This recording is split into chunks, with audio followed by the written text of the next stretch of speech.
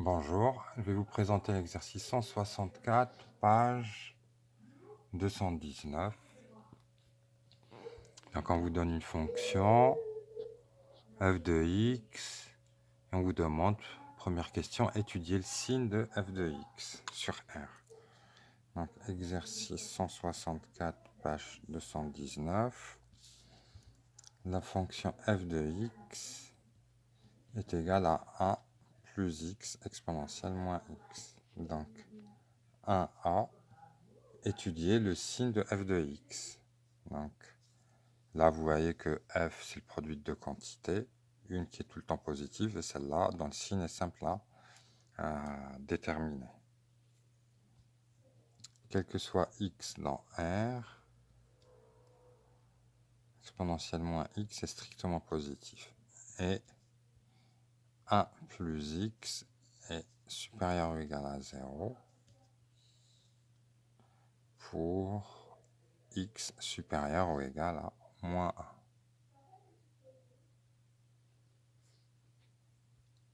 1. Donc, le tableau de signes de cette fonction est simple.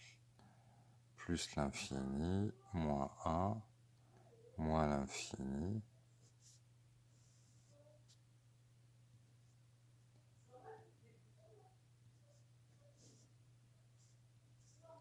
Donc, cette quantité est positive, donc elle n'influence pas du tout le signe. Donc, le signe de f de x dépend juste du signe de 1 plus x. Et donc, ça, c'est positif après moins 1. Et avant moins 1, c'est négatif. Et entre les deux, c'est nul.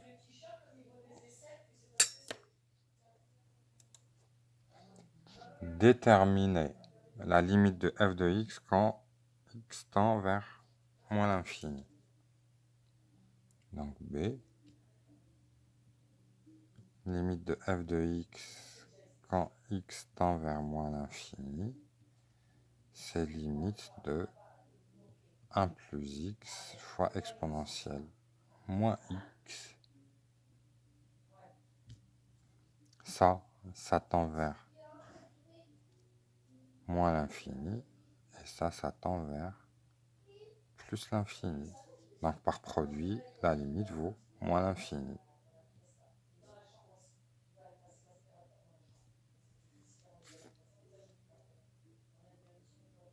Faire la même chose en plus l'infini.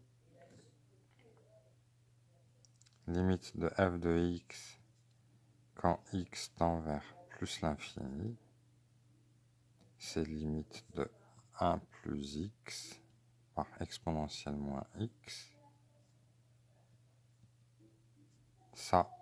Ça tend vers plus l'infini, et ça tend vers 0.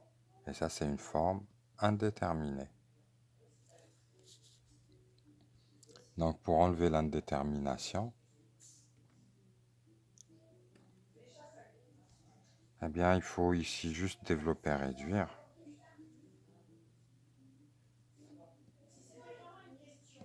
Donc, 1 fois ex, ça donne e moins x. Et x fois e moins x,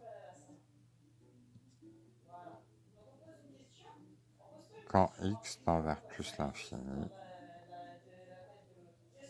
Et ça, on a déjà vu ce type de limite. D'accord? Ça vaut 0. Et ça,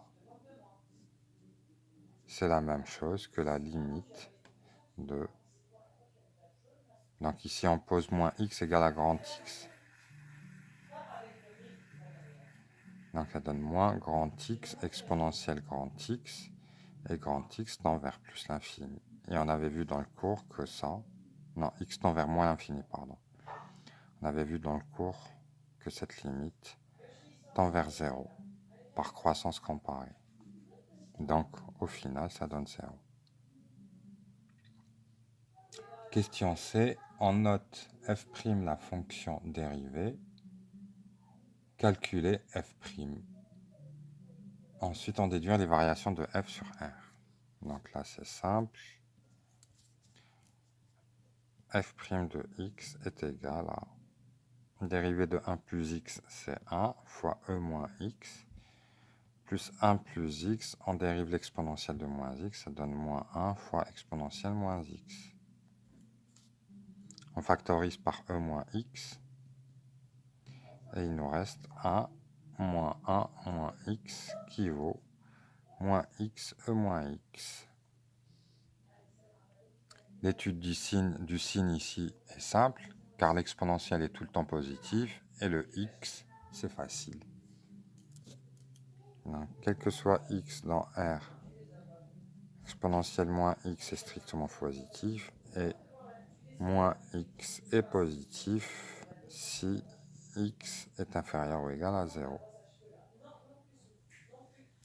Donc, x, f' de x, f, donc ça va de moins l'infini jusqu'à plus l'infini en passant par 0.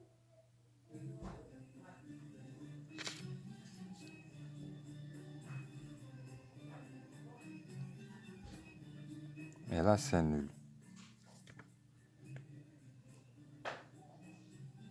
Donc, la fonction, la dérivée, donc, elle va suivre le signe de moins x, là, car ça, c'est une quantité tout le temps positive.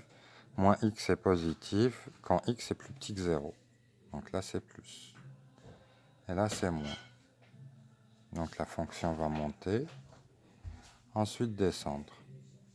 f de 0 vaut 1. Limite en plus l'infini, c'est 0. Limite en moins l'infini, c'est moins l'infini. C'est cohérent.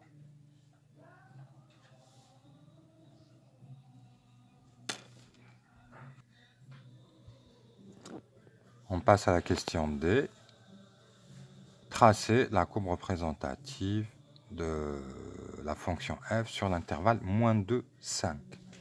Donc là, en fait, on va juste prendre un morceau de moins 2 jusqu'à 5. Donc on a besoin de calculer l'image de moins 2 et de moins 5.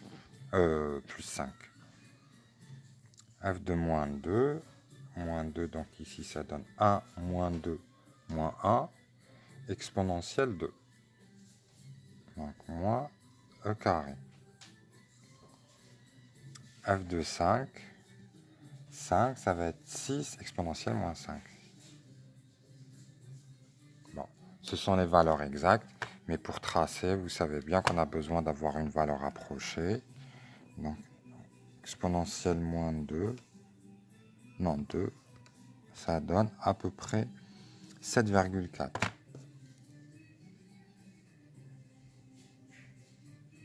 Avec le moins. Et 6 exponentielle moins 5,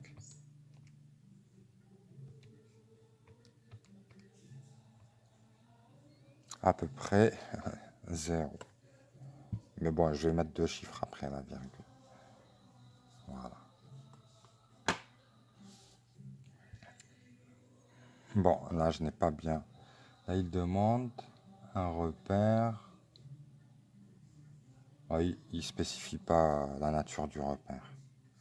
Donc, je vais plutôt prendre un truc un peu plus petit. Donc, derrière, moins 2, moins 1, moins 2. Et en bas, à peu près moins 7, moins 1, moins 2, moins 3, moins 4, moins 5, moins 6, moins 7. Donc, la fonction démarre à peu près d'ici. Elle va être croissante, donc là il y a le tableau de variation. Elle va être croissante jusqu'en 0 où elle vaudra 1, elle passera par là. Et en 1, il y a une tangente horizontale. Ensuite, elle va redescendre. Donc 1, 2, 3, 4, 5, où elle sera quasiment nulle. Donc la fonction va monter. Ici, elle va faire une tangente horizontale.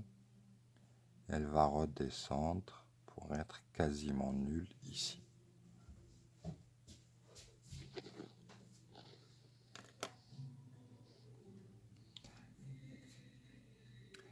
Question 2.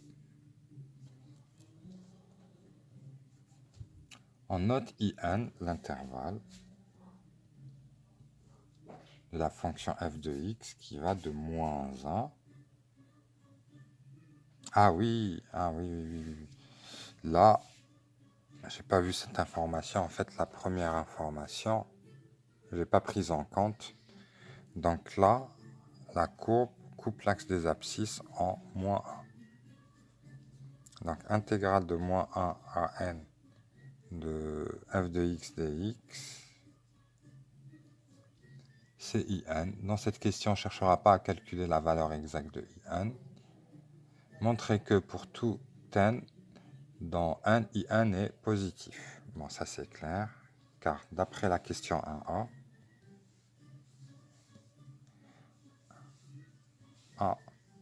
quel que soit x dans l'intervalle moins 1 plus l'infini, f de x est positive. Donc quand on intègre sur cet intervalle, ou un morceau de cet intervalle,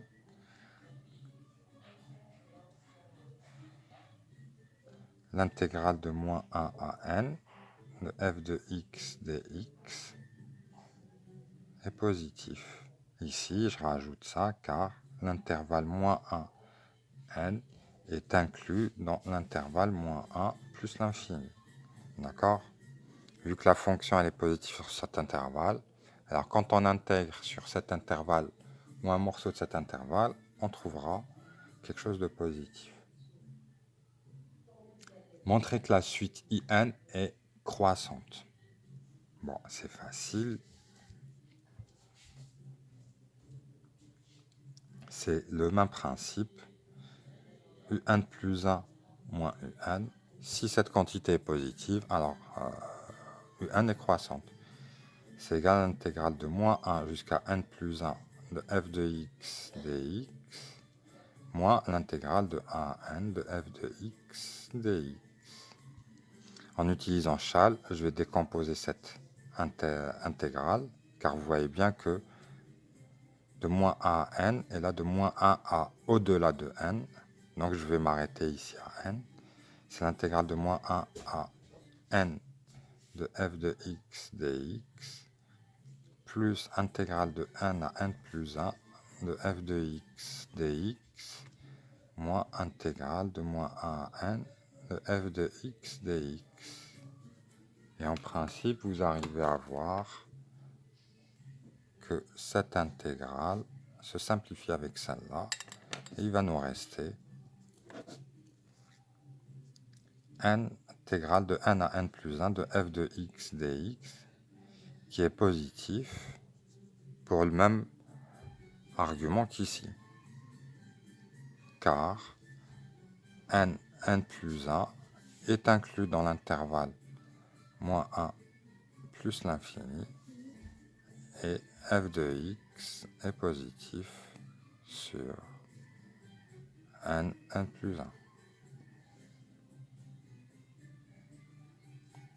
Donc, U est une suite croissante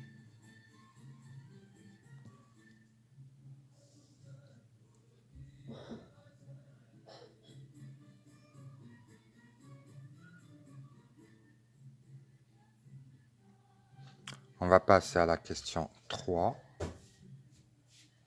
Ah. Donc, ouais, là, je vois que c'est mal numéroté. Donc là, c'est question 1. Ça, c'est question 2. Là, c'est question 3. Pas de souci. Et là, c'est question 4. Bon.